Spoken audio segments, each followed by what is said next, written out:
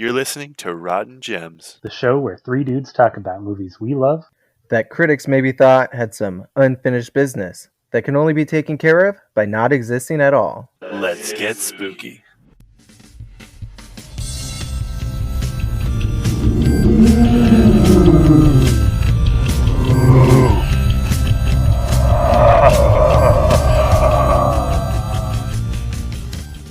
If you're still listening, whether it's on purpose or like you're not too good with mornings, so you invented a machine to help you get up and at 'em, and this machine does all sorts of things like brush your teeth, comb your hair, shave your face, and put on a random podcast, and well, that's where you are now. Well, we thank you. And who exactly is we? Let me introduce you once again to my Rotten Gems co-hosts. I'm Keenan. And I'm Marcus. Sup guys, I'm Brett. Give me 4? That's right. Today we are doing a special Halloween episode where we're talking about Casper, starring Bill Pullman and Christina Ricci. For those of you at home, if you haven't seen this movie and you want to keep listening to us, just know, once again, you will be spoiled. This is a movie that came out in 1995 though, so if you needed one, here's a spoiler warning for a 25-year-old movie. Now Keenan, Marcus, you guys have seen this movie, right? Oh, yeah. I love this movie. Like, Hilary Duff is probably one of my top 10 favorite actresses. And seeing her in Casper v. Wendy blew me away. I'm so glad we rewatched that movie. Keenan, have some news for you, bud. Wrong movie. What? You guys watched the first one? Yeah, the better one. Ooh, pause the recording. I gotta go watch the movie real quick, and then we can jump back into this, I guess. All right, we'll be back in a minute, guys. And we're back. So, Keenan, how was that for you? Wow. Just wow. How'd it compare? I can't even put this in another, like, the same category as Casper v. Wendy.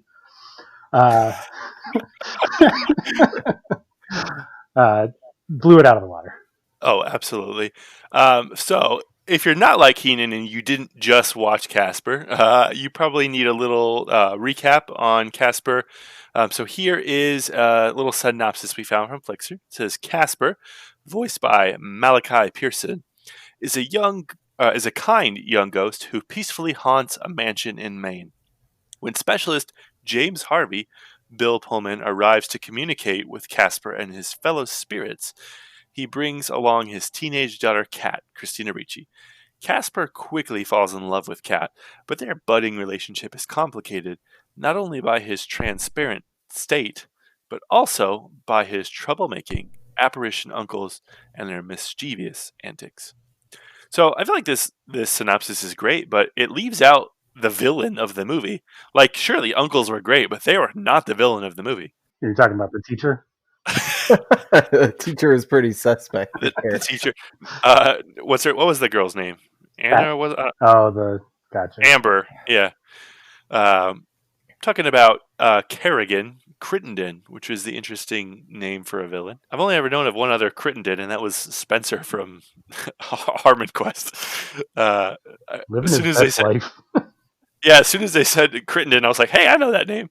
But let's talk about the ghosts in the room here, and let's get on the scoring of Casper.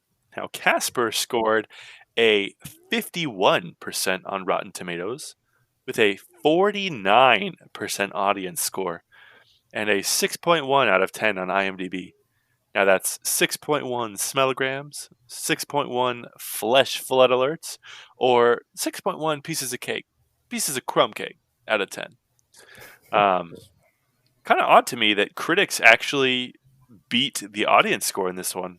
It's kind of interesting.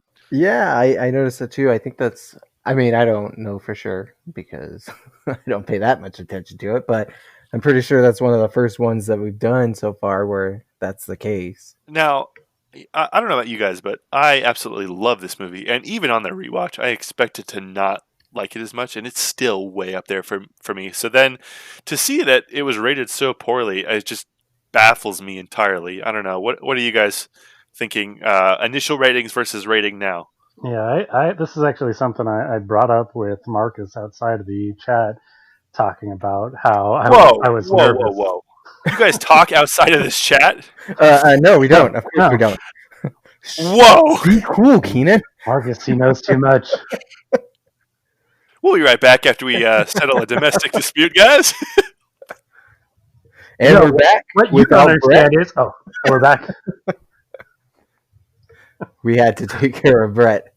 So we'd like to introduce you to our new host. Still Brett, but with less memory. What's up, guys? How's it going?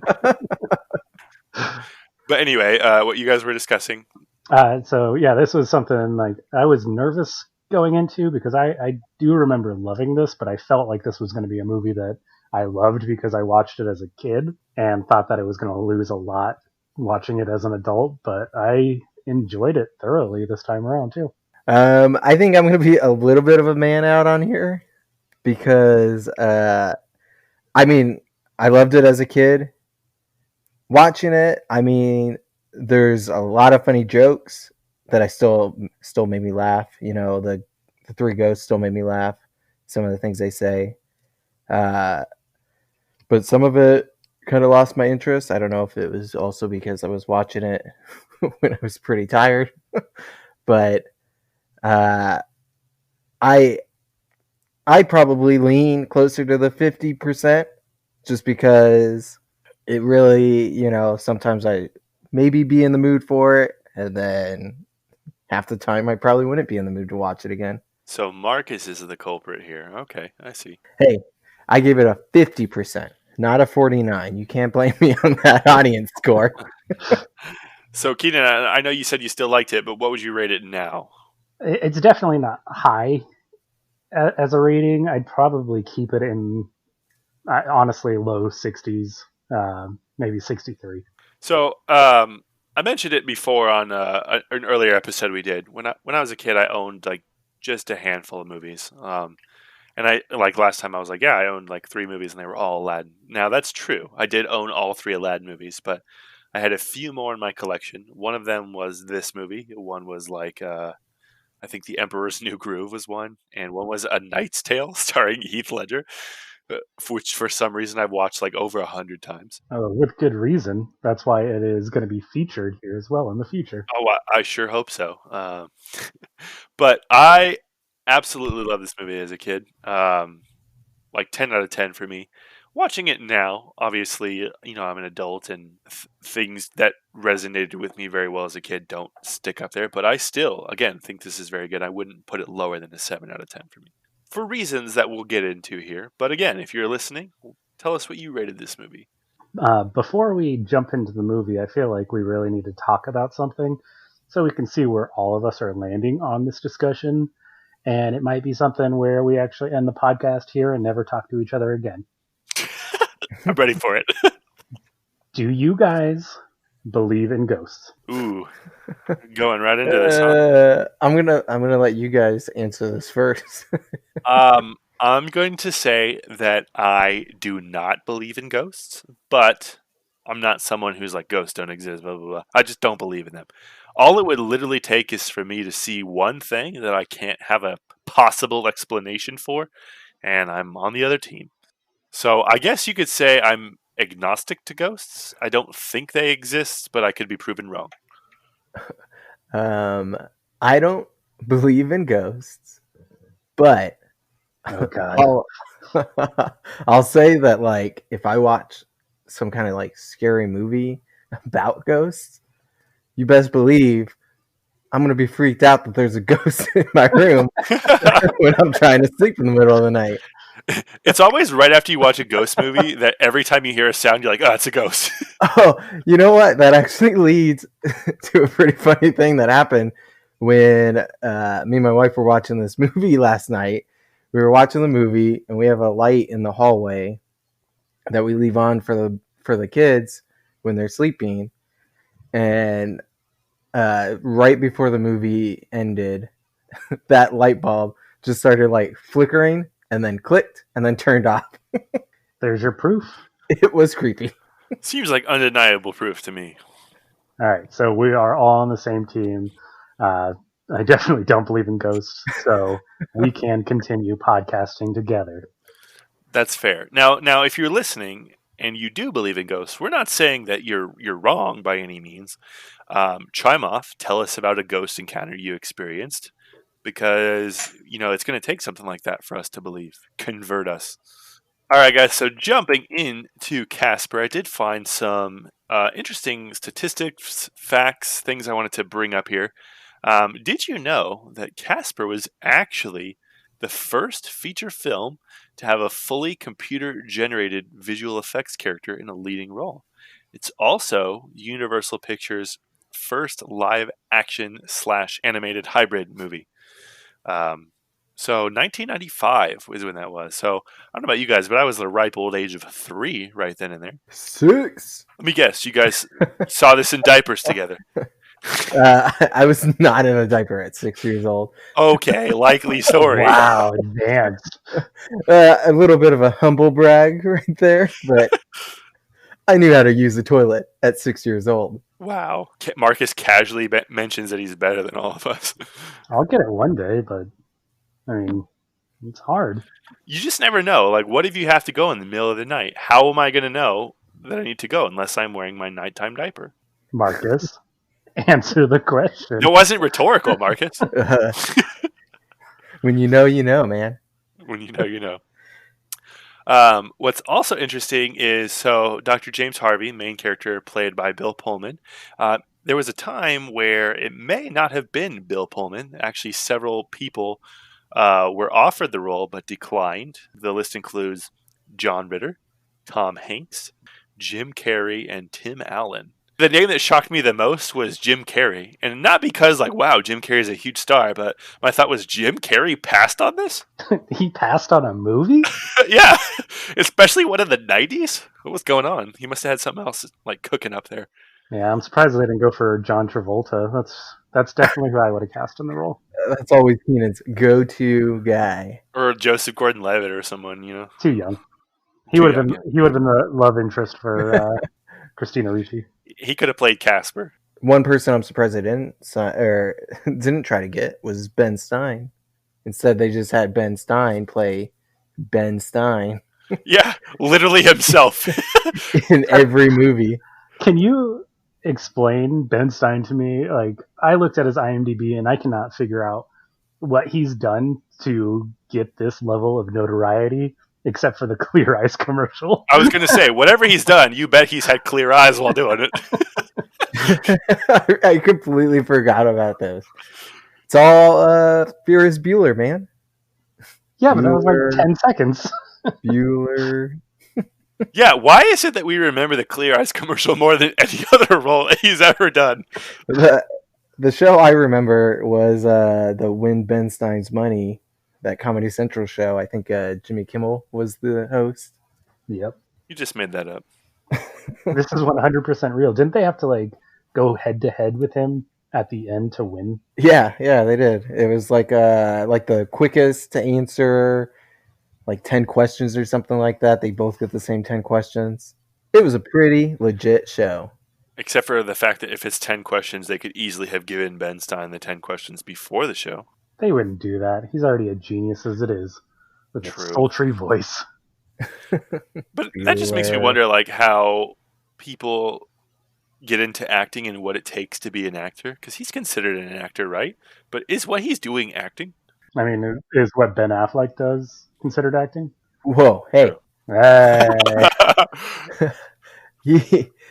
Ben Affleck was the bomb in Phantoms, yo. I was gonna punch you through this virtual call if you said Daredevil.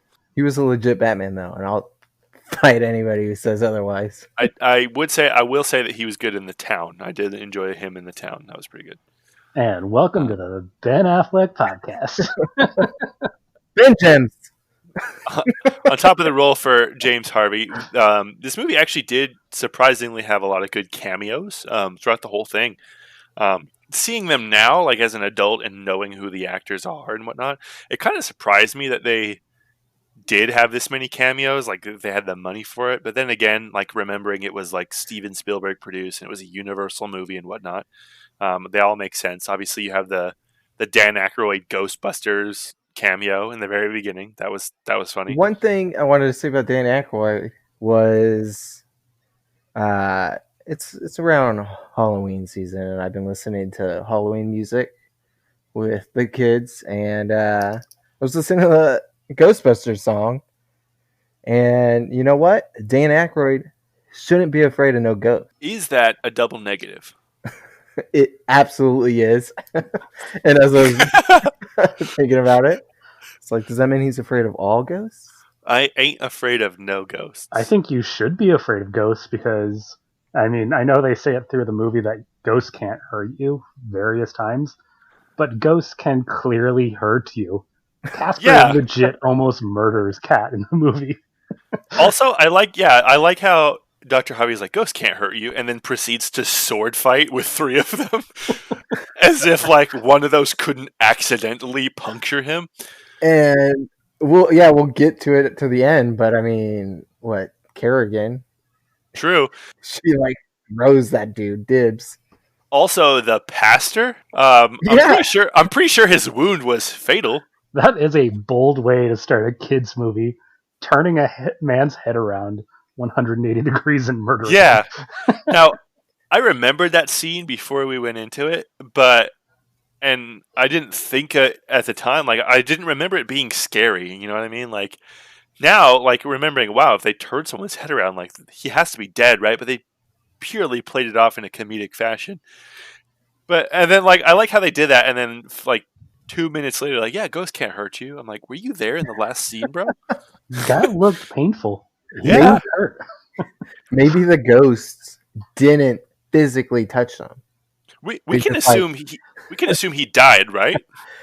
He just got so spooked. He turned around too fast. They were like flying in a circle around him. He got confused, and he just followed him with his eyes. And what will happen is if he jumps up for 3 seconds, his body will actually spin back into place. Very cartoon-like, yeah, absolutely. You know, that could make sense. But yeah, I for some of the notes that I took down when watching this movie, that was one of them. I wrote, "How is that dude alive?" He had to stay alive so he could record his voice lines for Atlantis, the Lost City. Yeah, that was another thing. I when rewatching it, and you see that guy, and he delivers his lines, and they obviously stick out, and you're thinking, okay, that guy's probably famous at the time. I looked up his IMDb; really wasn't in much besides Atlantis. Well, he's a Saturday Night Live guy at the time. That was his character from Saturday Night Live. Oh, okay. I didn't watch it then or watch it now. I watched it today just to see what it was. So I guess technically he would have been a good cameo too, because he was really only in it for that one scene. This was also, I don't know if you guys knew this. Brad Silberling? Brad Silberling directed this. Does that name sound familiar to you guys? Oh, so familiar. One of the greatest directors of the greatest movie of our lifetime. Which is what? I don't know if anybody listening's heard of it, but a little movie called Land of the Lost. Oh, if only someone would talk about that movie in a positive fashion. One thing I want to say about Land of the Lost is a pretty underrated movie. Check out episode 4 of Rotten Gems. You won't be disappointed, or you will. There's a good chance you will. Only one way to find out. Yeah, lots of good cameos in the movie. It was kind of delightful to see as an adult, like, because obviously I watched this as a child, and all of those names and faces went over my head. Did you guys watch anything in this movie that surprised you today?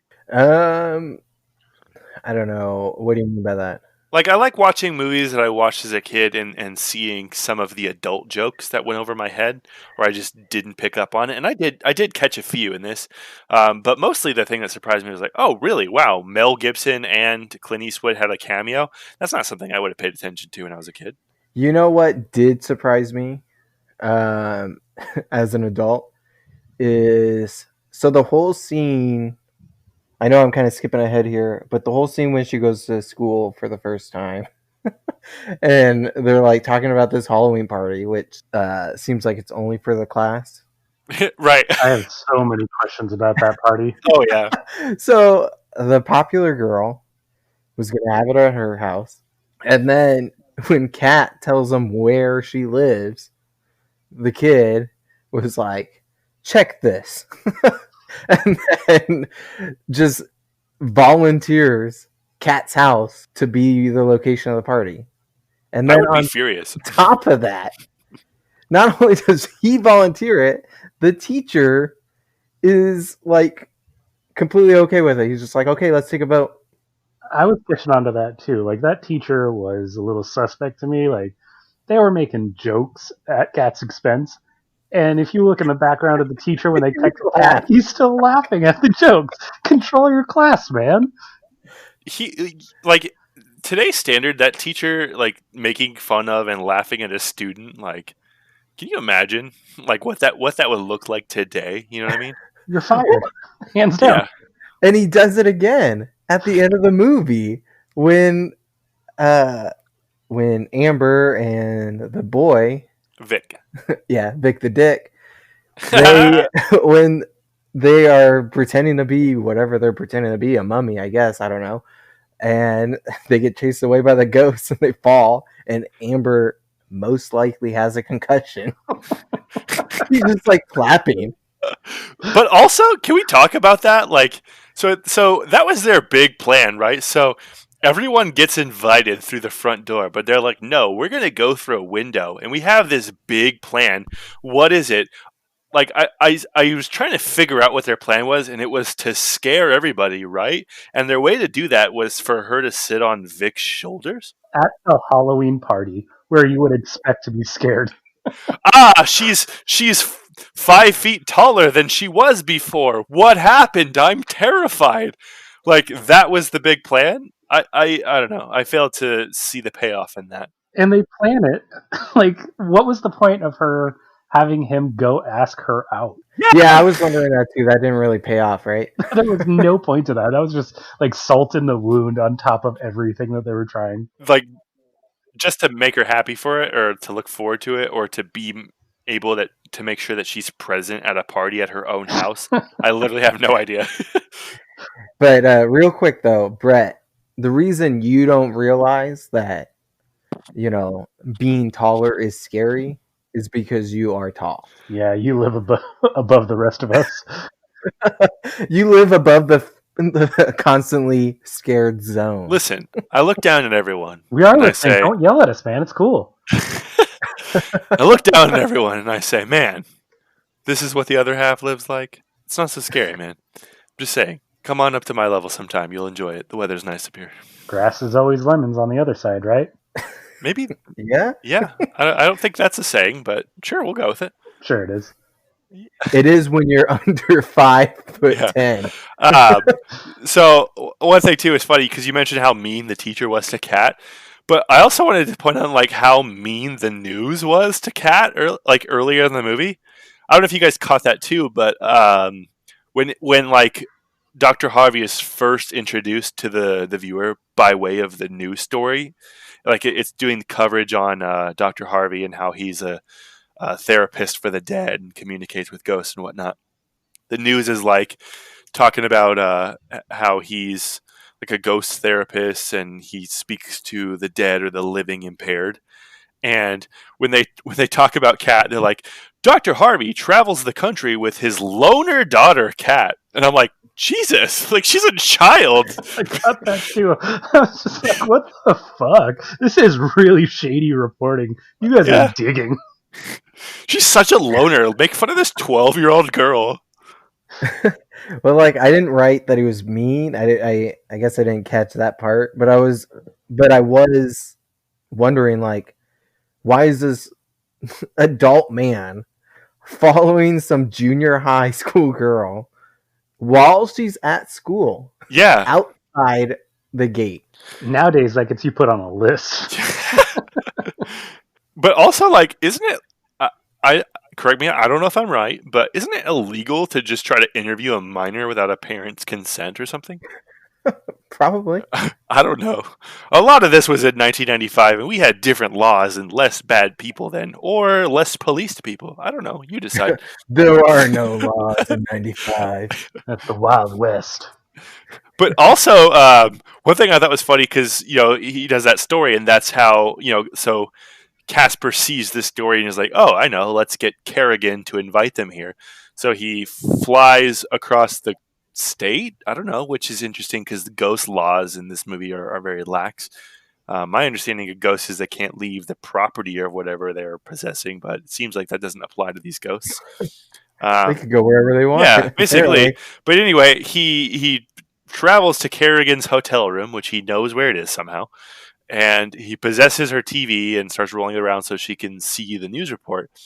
And the very last thing on the news report gets her attention, and he's like, Dr. Harvey is currently staying in Santa Fe. And she's like, ah, yes, get me Santa Fe. Like, get the city on the line. You will track this man down. Let me speak to the city to try to find this one person. I don't know. I thought that was hilarious. I noticed the same thing. I was like, first of all, why did hard copy include that Santa Fe thing? I like that. Yeah. In reality, does it matter where he is at the moment? Like they could have just listed his number or something, or like contact him here or something. I mean, it's 1995, so they couldn't have posted like a website or something. I think, but a phone number. I don't know, something. I just thought that whole thing was interesting and funny. I mean, what bugged me was it just brought up so many questions about his profession. How much does a ghost therapist make? And is he a scam artist? I started thinking about this because they do this entire news article on him, but the first time he sees Casper, he freaks the fuck out. Right? You'd think that somebody that does this for a living would be like, "Ah, yeah, a ghost. Okay, a ghost. Yes, I've done this hundreds of times before. That's my job." Could you imagine if you work at Subway or something, right? You wake up early, you go in, you like unlock the door, you go in, you set up, and you prep all your lunch meats, and the customer walks in the door, and you're like, ah! What do you want? Sandwiches?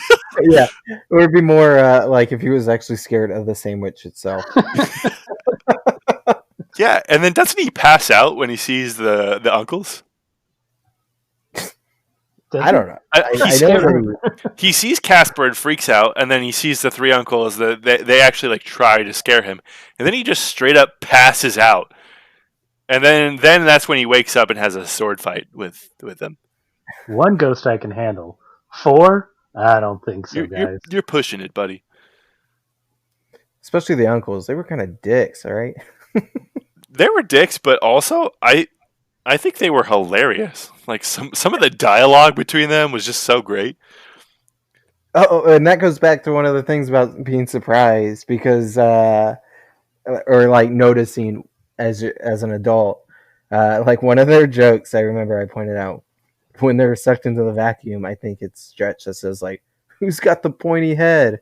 And the Fatso's like, "That's not my head."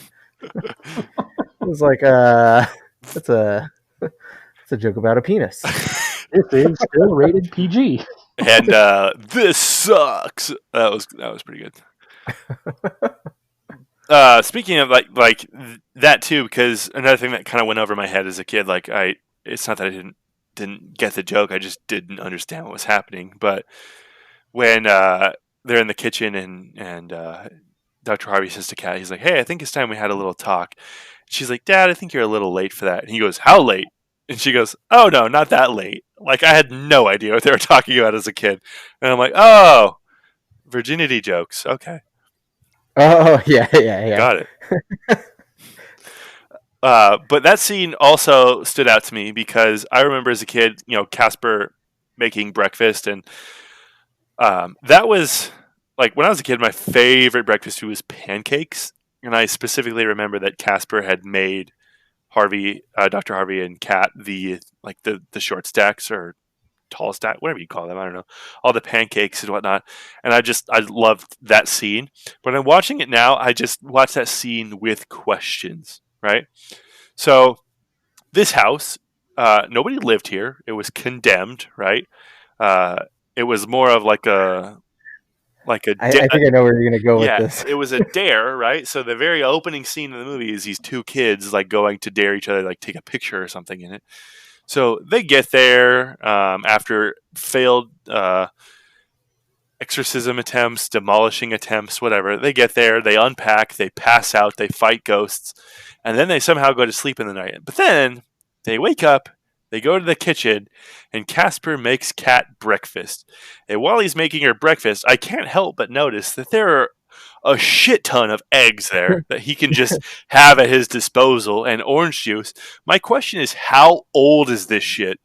Because Yeah. no one has been here, right? So did they have these eggs just sitting there for how long? Does Casper go to the store?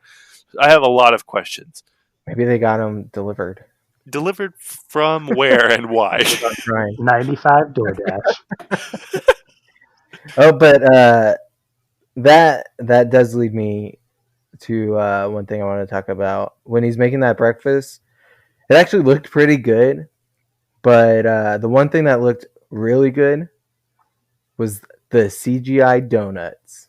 Man, I could have CGI donuts any day. No. Donuts for breakfast? What's the problem here? Donuts are for dessert. Why would you eat donuts for breakfast? That is a sugary treat. This is outrageous. Hit the record. Don't you put powdered sugar on your French toast, Ken? Oh boy, hit record. We're gonna fight again. This is the third time we're gonna fight tonight. And we're back. we had to make up over a nice breakfast dessert donut together. We comboed it. We're all good now. Can we compromise and say we eat it at noon? Or is that too much? Hit the record again.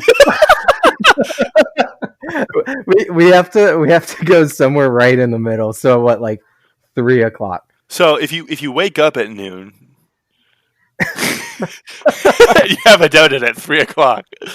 I don't know. We'll ponder this. We'll figure this out. Did it bug you at all that I know Casper is a ghost, but he manhandled all that food. He put orange juice through his hands. I don't know if I could do it. Yeah, every single bit of that orange juice was touched by Casper's ectoplasm or whatever that is. Ugh. I don't know why, but that word just grosses me out. South Park, we have to get our reference in. Yeah, Nice. It's ectoplasm. Yeah. There was a ghost. One thing though, I wanted to get back to, because I want to make sure we don't skip over. When you were talking about how Casper somehow traveled through the telephone wire and stuff, and you were asking like, there are no laws for these ghosts. That was one of the things I wrote down too. I was like, there's no rule set on anything that these ghosts do. Sometimes they can touch, sometimes they can't. Sometimes they can hold things, sometimes they can't.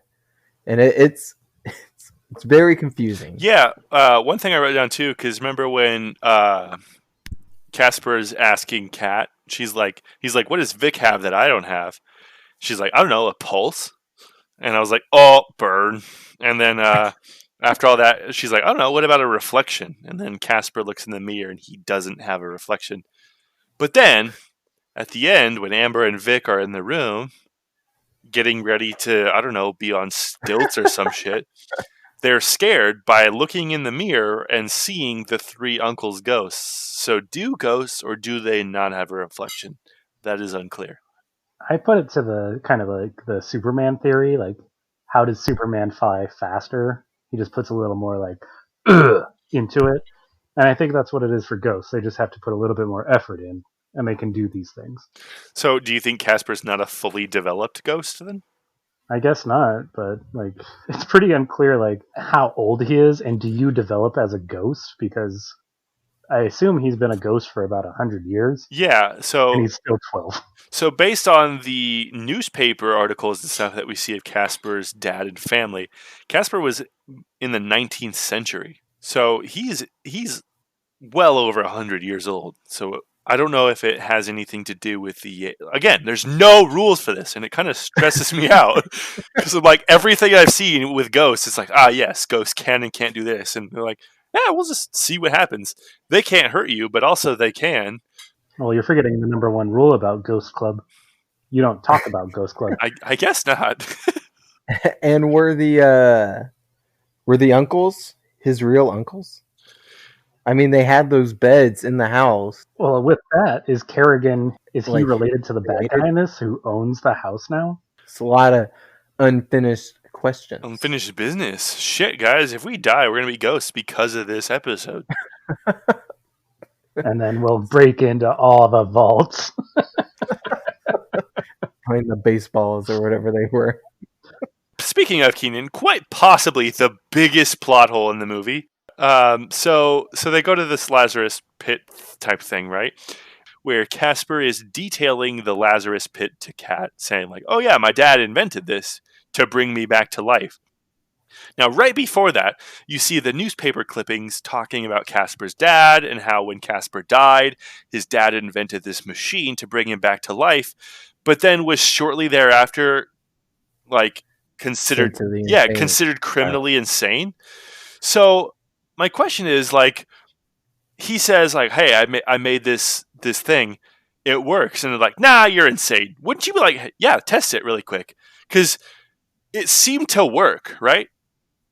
So, well, I mean, you got to remember that the time that he was in, they probably just were like, "What is this witchcraft?" Probably burn him at the stake. That does open a plot hole, right? So Casper is detailing this to Kat, and he's like, "Yeah, my dad invented this machine to bring me back to life." And then Kerrigan and Deb's like, "Yeah, good enough for me. Let me murder you really quick, so that way you can become a ghost and go in the safe, and not look for the combination or a key." So far, I don't really agree with the plot hole here because I think that actually works out pretty well. I guess it's less of a plot hole and more just stupid logic. Why does dying, becoming a ghost, going in a safe, and then rezzing yourself sound like a better plan than finding the combination to a safe? I think the bigger plot hole is, why is Casper still dead? It worked. Yeah, that's true. Proven it worked. Yeah. I mean, I guess the only argument to that is that he did not have his memory up until right before then. Well, but at the time, he was there. So, like, yeah, he forgot, but he was at the house the whole time his father was making it. That's why he knew about it in the first place. So you would think he would have communicated to his father. And if his father died, doesn't that kind of wrap up his unfinished business? His dad's not lonely anymore. He's dead. So the only way this makes sense to me is Casper's dad made this machine to res him, right? He called up his friends and he's like, "Yo, I just made this machine to resurrect my son." And they're like, "Yeah, dude, I'll be there." Instead, his friend hangs up and he's like, "Yeah, this guy's insane. Please go arrest him." And just before he's about to resurrect his son, they come and arrest him and take him away. But Casper has already lost his memory, and his uncles are just being themselves, and everything's happened. Yeah, but how are they going to find that lab? They have to go through that super sick roller coaster of death. Yeah, with that hidden wall. That's true too. And then, but Keenan brought up a good point. It's like with the unfinished business stuff, because if his dad's dead, yeah, Casper's unfinished business is probably done. But does the dad have unfinished business? Why isn't he a ghost? Whoa. You would think his unfinished business would be bringing Casper back to life. Wow. I didn't thought about that. Layers in this movie, man. Right. So many layers. So again, It's like an onion. talking about how this movie like quickly pivoted, right? So you see this fun little kid movie, right? And then we learn about this Lazarus pit. And then instantly, Well, hey, the Lazarus pit, that's Batman. This is just The Lazarus. the Lazarus machine. But then instantly, I'm going to say 2 to 3 people die. So we learn about this pit, right? Or sorry, not pit, machine. And then just people start dying left and right. So Kerrigan, slips and flies out a window for She falls 45 off the seconds. cliff. Yeah. And then dies, falls off the cliff, and then is instantly a ghost. One, if ghosts exist, is it that soon? I don't know. Yes. Then Kat's dad. There's the answer. Oh, all right. Well, you figured it out. Then Kat's dad dies because he falls down a pit, and then I'm going to assume, just based on Dibbs's exit, literally, that he's dead. Right? We have to assume that. If he's not dead, he's probably living a very uncomfortable life. Yeah, he's not using all 4 limbs. That's for sure. Yeah, that was a question that I had too. I like, why do some people turn into ghosts like instantly? Again, no rules, and I hate it. Well, what bugs me is like Bill Pullman's character dies. Is his body still in the trench? Because he gets resurrected. I didn't think about that. Yeah, probably. So there's 2 Bill Pullman bodies out there now? Wow, that's good. That's a great point. There's an investigation on the body of what's his name's James Harvey, and while James Harvey is alive and living, Just one day he's going to be walking down the street and the cops are going to be like, "Whoa, you're supposed to be dead. What's going on?" Also, can we talk about that? So the ghosts have this bar that they like to hang out at, right? And they're not like being secretive about their being there, right? But there's also other patrons in the bar. So like, yeah. So like, are these other people at the bar just like, yeah, those are the ghosts? That have just ignore them. They're out here. They don't know if they don't realize it. But if you die drunk, do you stay drunk forever? Because that's what it seems like. Yeah, because James was pretty out there when he was a ghost, and he doesn't act like that any part through the movie. But when he dies, he's just like the silly, like Robin Williams type. I see why they wanted Robin Williams to play him. But also, how irresponsible was that danger open trench literally right outside the door of the bar? I wrote that too. I was like, what kind of bar has just a hole in front of it? Like, you open the door and it's right there. You have to try to not fall in that hole. Maybe put up like a double barricade, because one's obviously not doing it. Right. Right next to the pit. Right. They could be set for life. They wake up and then James Harvey is like, yeah, I died there. Can confirm. Let me sue the city now. Wherever they are. I don't. Again, we don't know how far away this is. It could be across the state. It could be in another state. We don't know, because ghost rules aren't a thing. Well, again, it's in the 90s, so laws were different. You can't sue anybody for dying. It's complicated. Yeah, that's a good point. That lady that got burnt by McDonald's, that's when it changed. I mean, to be fair, in theory, her case sounds dumb, but if you read up on it, you actually start to side with her. Because like the coffee was way hotter than it should have been. Like, hey man, yeah, it's weird. You're trying to get a sponsorship by McDonald's. They cannot do that. McDonald's, we're just kidding, bud. We love you, man. Spicy nuggets, they're back. Or no, not back. Here for the first time. Backstreet's back, all right. Speaking of the Backstreet Boys, did you guys know that the house that was used for Whipstaff Manor was also used to film scenes from the Backstreet Boys music video, Everybody, Backstreet's Back. Most notably is the ballroom dance sequence from this music video. All right, we actually practiced this before we started recording. We're actually going to do our rendition of the song. So let's go ahead and hit it. Everybody. Oh, good job, guys. That's it. We did it. I hope that recorded. I'm exhausted. The dance moves and everything worn out. Good thing you guys can see us and confirm that we did that. going back to the surprising as an adult rewatching things you pick up. I as a parent, you realize how depressing this movie is when you think about this ghost who is 12 years old, obviously died as a 12-year-old, and the way he died, he just was sledding and he got sick because he was sledding in the snow for all day. And I was like, man, that is so sad. And he remembers it as a ghost, remembers dying. Yeah, why was she asking so many questions? I don't think that's something he wants to relive. So Yeah. it's so depressing. Yeah, he just got done like telling her about how he lost his memory, and then he's like, "Oh yeah, I remember how I died. Thanks a lot, you piece of shit. I wanted to forget this and live my life, well, so to speak." I guess he wasn't really. Live his death. Wow, that was really deep. I'm not crying right now. You guys are crying. I'm not crying; it's just raining on my face.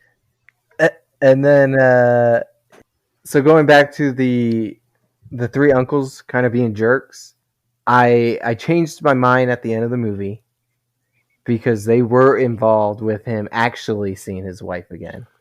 Yeah, totally. Because she's like, "Oh, three ghosts did kept their word or right. something like that." But also, again, what are the ghost rules? Because she was Well, she wasn't a ghost. She was Right. an angel. Yeah. But just any average day ghosts like have the power to do that? Do you have to fill out a form or something? You have to go through angel school to be promoted. It's 4 months in the field, and I think it's like 6 months in classes. It's really in depth. So 4 months in the field. So if I was an angel per se and I wanted to hang out in the field, would the outfield suffice? Typically, no, unless you have God's gift to the earth, giving kind of a wish. You know who I'm talking about. Joseph Gordon-Levitt. Nice. I gotcha. Gary Busey.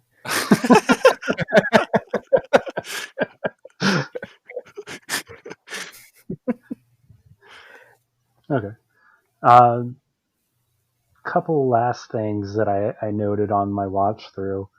So at the end, they're having their party, and Casper finally gets like his actual body so he can dance with Kat. And they dance and they start floating in the room, and nobody freaks out during that. If I saw somebody floating in the middle of the room dancing, I would freak out. All the freakouts are held until he turns back into a ghost, and they're like, "Whoop, that's too far."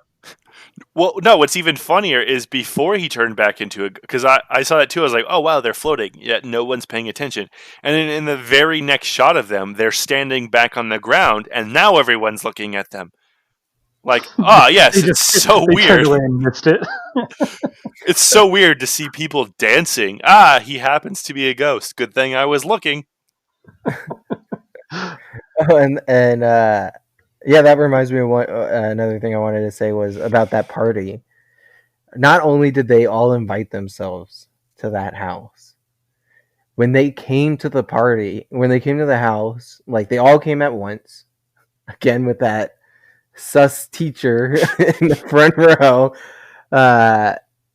There was like nothing ready for the party. And then later on, they come down and there's like lights, there's a DJ, they're playing music. Like, did they bring all of that stuff with them? She just had to provide the house. So it's funny because, like you guys said earlier, during the classroom scene is when they decided that it's going to be there. And you're like, yeah, so when the doorbell rings, it's just the class that shows up. But later, when... So it's interesting. They're in the Lazarus pit area, and then Kat jumps in the chair, and Casper pushes her back up the maze, like backwards. As soon as she gets to the top, the doorbell rings, and she goes and lets the classmates in, right? And she's like, okay, make yourselves at home. I'll be right back. And then she goes literally right back down to the Lazarus pit. I'm like, did you... Where you were running from. Yeah. Like, Like, why did you come back up unless you knew the doorbell was going to ring? But anyway, that wasn't the point of that. It was that the class was the ones who was at the door. Like, everyone arrived at the same time, which host a party. No one's going to arrive at the same time. But then later on, when she does come back, there's a lot more people there. A ton of people. Which infers that the school is there. But again, the whole decision of where to host this party was just made during this one class. What kind of power does this teacher have? I don't trust him. He's probably the true villain of the movie, endangering the lives of these kids. Yeah, there's ghosts here. It's this is like an urban legend. People like don't come to this house, but yeah, let's let a bunch of kids go here that are in middle school. Hell yeah! And you know what? I literally just thought about this. The dude was dressed like the devil, wasn't he? For his costume? Symbology, dude. Maybe he was the devil in disguise. Brad Silberling, if you're listening, please shed some light. I know that you've been doing a lot since 1995, but if by some chance you have the answer to this, let us know. I'm pretty sure he's listening. He has to be, right? Like, what else could he be doing? Land of the Lost 2. Last thing before we move on, I have one of my kind of crazy theories that I feel like I come up with too often. Do you guys think that this is a prequel to Black Snake Moan? I feel like if I went through this, I would be on drugs like crazy. So, fun fact, I've actually never seen that movie. But what's funny is we watched a movie growing up. One of the trailers on the DVD was Black Snake Moan. And I just remember seeing Samuel Jackson, this crazy dude, and Christina Ricci. And that's what made me pay attention because I owned Casper. And I, again, watched whatever movie that was a million times. I can't remember what it was. But I've seen the trailer to Black Snake Moan probably more than anybody else has. Which is funny because I've never seen the movie. Enough to fill the runtime of Black Snake Moan. Exactly. Did you guys see it? He changed. I've never seen the movie, but I do know the premise is that she's on drugs and She's, like, Samuel drunk. Jackson's trying to like put her through like hardcore rehab. All right, guys. Well, I think that brings up our next segment of the show here. We like to call "Bed, Wed, Behead?" ? So let's pick a person or a ghost actually from the movie. Let's pit them against each other and see what we would decide.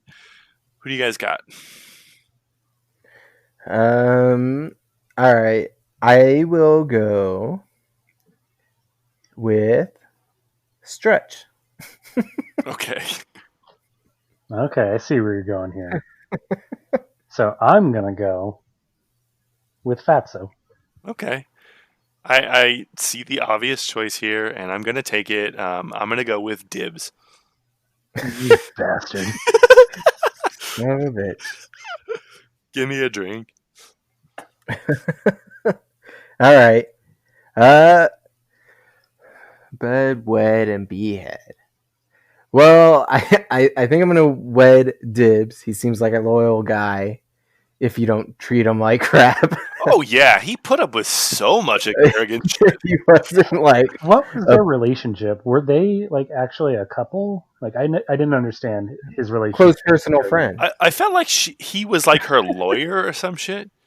Because like in the very beginning, she's like, "What did he leave me?" And he's like, "What she meant to say was, it's so sad that he's gone. But what would help me process this better?" Like, yeah, that was my, I guess, assessment. I could be completely wrong. And then who were the other ones? Stretch and Fatso, right? Yeah. Well, he is a ghost. If you're gonna kill the ghost, and by that I mean get rid of him. So they'd cross over? Yeah. I say Stretch. And then I guess by elimination you bed Fatso, which not necessarily the To be fair, what I was going for, but to be fair, Fatso did look good in a dress. And he's got that cushion for the push. Yeah. No, I agree. I agree 100%. All the same reasons. Yeah, I mean, I feel like it'd be hard to marry somebody without a pulse, but I could be wrong. I've never tried it. You could check out people on like TLC. True life, like I married my car or some shit. I think that was the Man Show. That's the Man Show where they talk about marrying their car.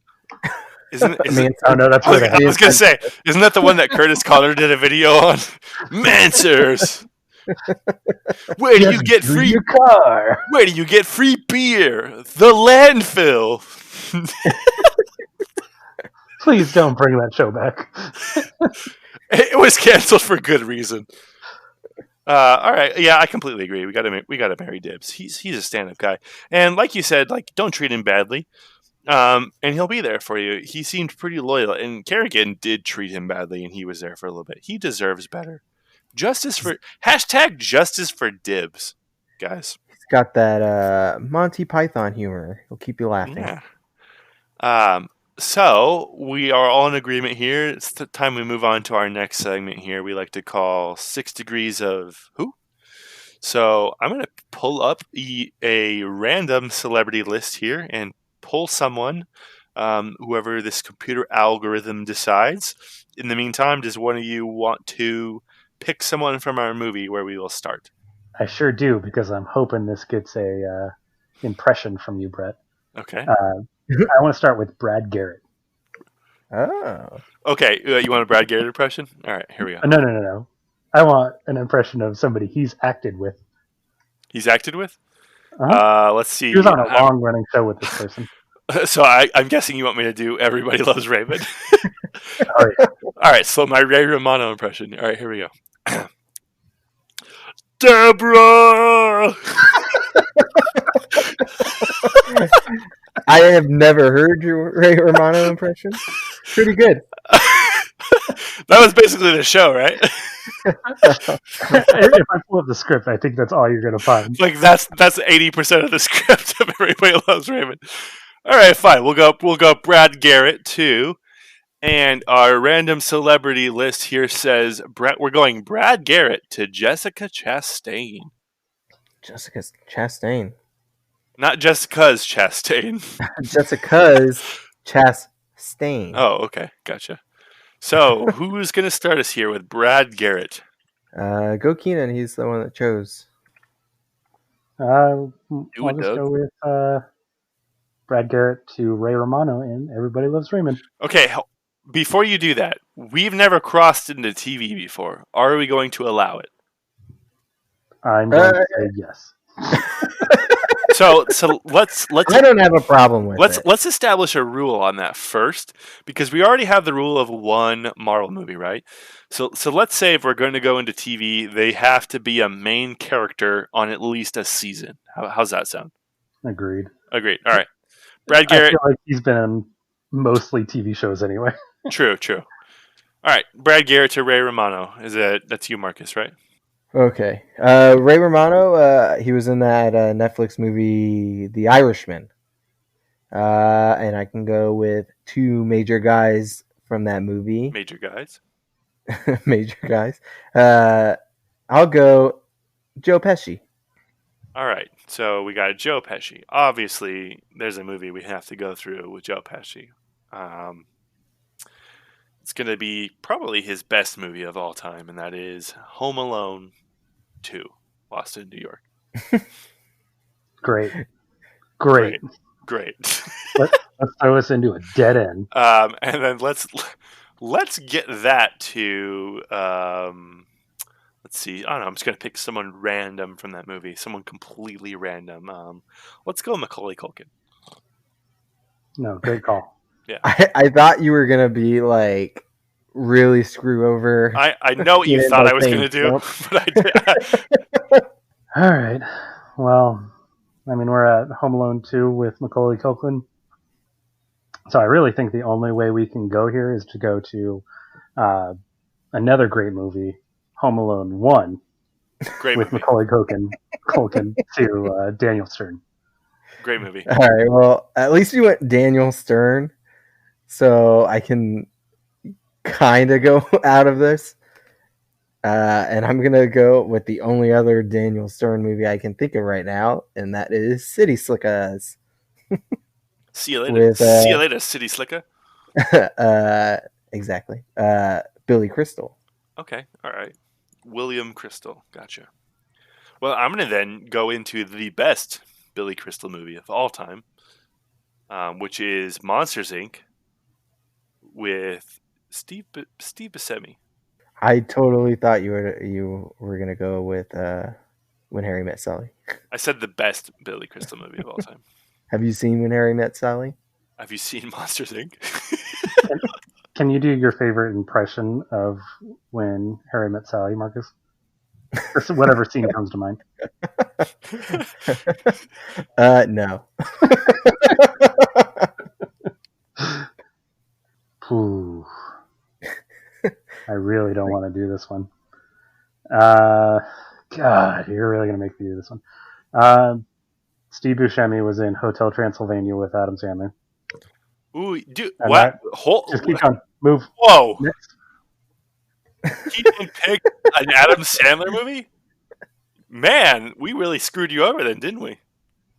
No. No. Okay. All right. We're 2 steps away. Well, I see your way out of this, but I doubt do you? Marcus does. I can't think of a movie that Jessica Chastain would have been in with like mutual actors. I'm gonna push us way off and say he was in that murder mystery movie with Jennifer Aniston. I mean, can you say the name of the movie? Murder mystery. No, I get that it's a murder mystery movie, but can you say the name of it? Murder mystery. Yeah, we've got past the genre, Marcus. All right. Jennifer Aniston was in Murder Mystery with, I guess I'll have to go with... Well, you got to change the movie. Oh, yeah, Jennifer Aniston. Yeah. Jennifer Aniston was... Oh, Jennifer Aniston, there's so many ways I can go with this. All right, I see a way out to Jessica Chastain, but let's see. Nobody else does. I'm trying to get her to one person, and when you do, you'll know. Let's see. So we've got. Was this person in SNL? No, I wasn't going that way. I was going through a movie. Oh, okay. Jennifer Aniston. All right. Well, okay. Let's do this then. Jennifer Aniston was to Charlie Day in Horrible Bosses. Jessica Chastain. What? Can we connect here? I want to end this. This is a good one. This happens every damn time. Except for when Marcus sees a way out and doesn't take it. Hey, I'm not the only one. Just the first one. Okay. I think we can do this. Charlie Day was in the Lego movie with Chris Pratt. There we go. No, hold on. I know what you're trying to do, but you're wrong. Are you trying to take this to the Jurassic Park? I think he is, but he's wrong. Nope. Okay. They look very similar, so I would not have faulted you on it. All right, Jessica Chastain, what she been in? They were in a movie together. Were they? Yes. Were they? Yes. Chris Pratt and Jessica Chastain. Am I forgetting it? Well, Do you want a hint? be honest. I can give you an ending hint. Well, give us the hint after. I swore you were trying to go to Jurassic World with Bryce Dallas Howard because they always get. I think I know. I know what movie now. Do it. He was in Zero Dark 30 with Boom. Jessica. Oh, okay. That was 12. 12. Okay, Not not bad. That's bad. not bad. Not bad, but not great. We can do better. Possibly worse. Definitely better, Definitely worse. but maybe We've worse. definitely done worse. Definitely worse. All right, guys. And now it is time for, again, my favorite part of the show where we read our best bad reviews of the movie Casper. What do you guys got? Okay, I'll go first. So I was having a hard time finding any like real good bad reviews on this. Uh, this review supposedly was in 2005, so 10 years after the movie. Maybe he was watching like a 10-year anniversary. I don't know. I'm sure the review was longer than this, but Rotten Tomatoes only shows you a line. And this guy, Scott Weinberg from efilmcritic.com, wrote a hollow and garish echo of the sweet little ghost. And frankly, I feel like he was just trying to write something that sounded smart to put the movie down.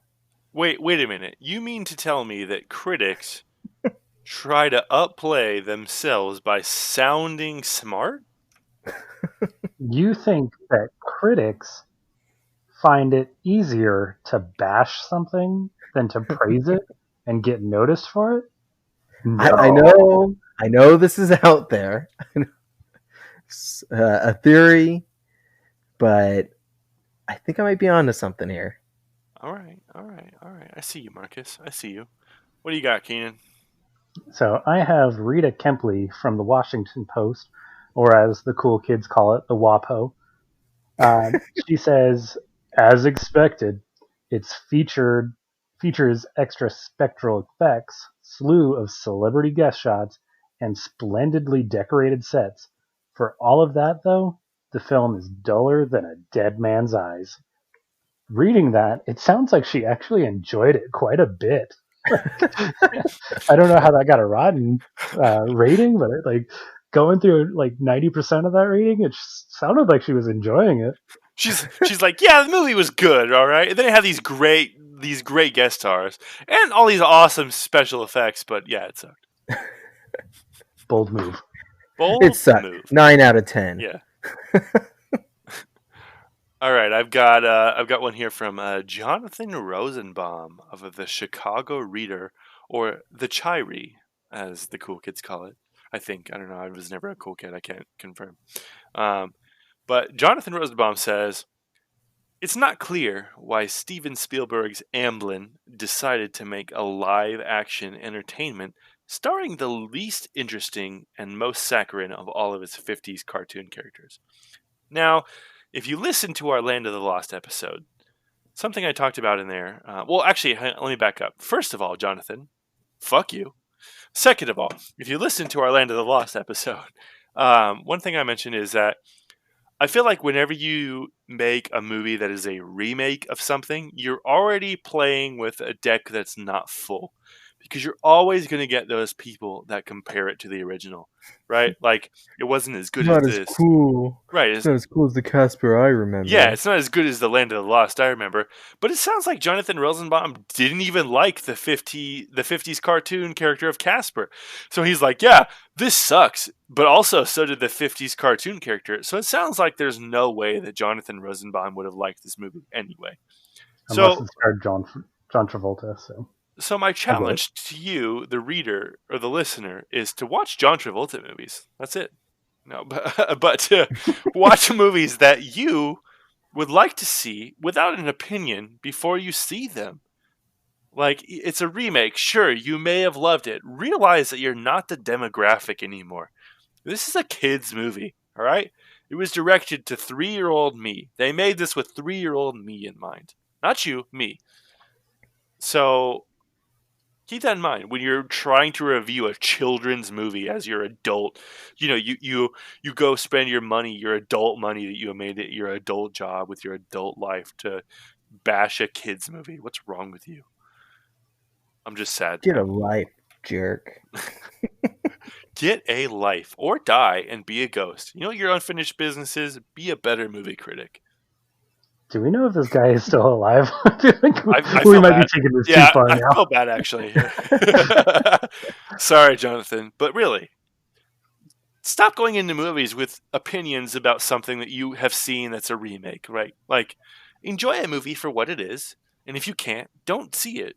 And if you want to see it, don't review it. The deck is stacked, and it's never fun for anybody. All right?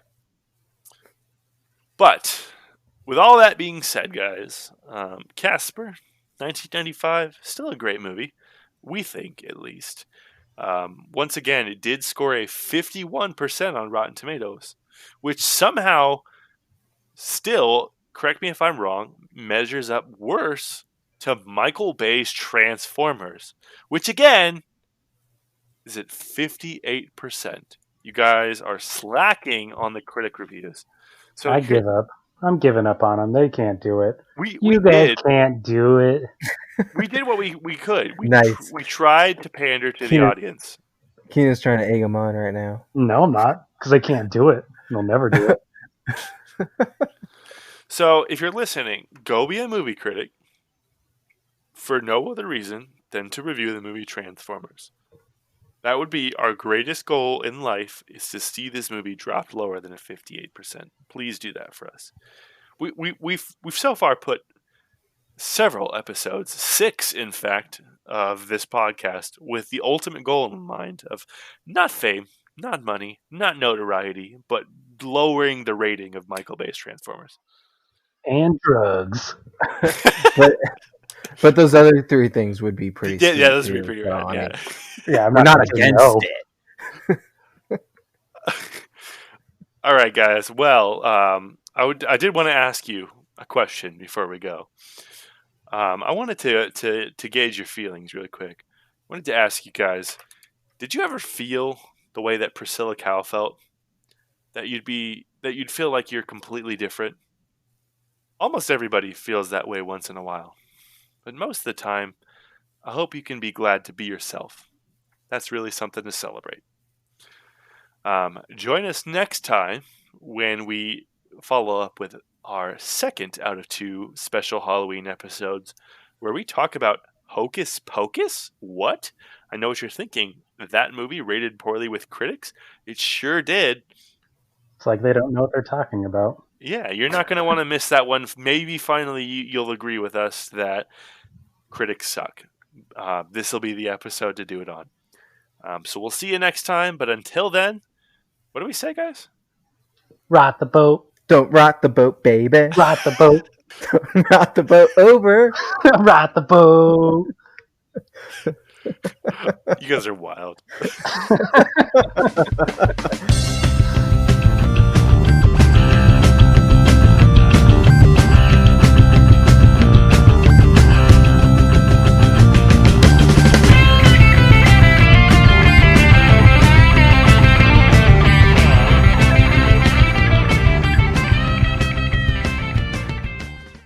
Who are you going to call?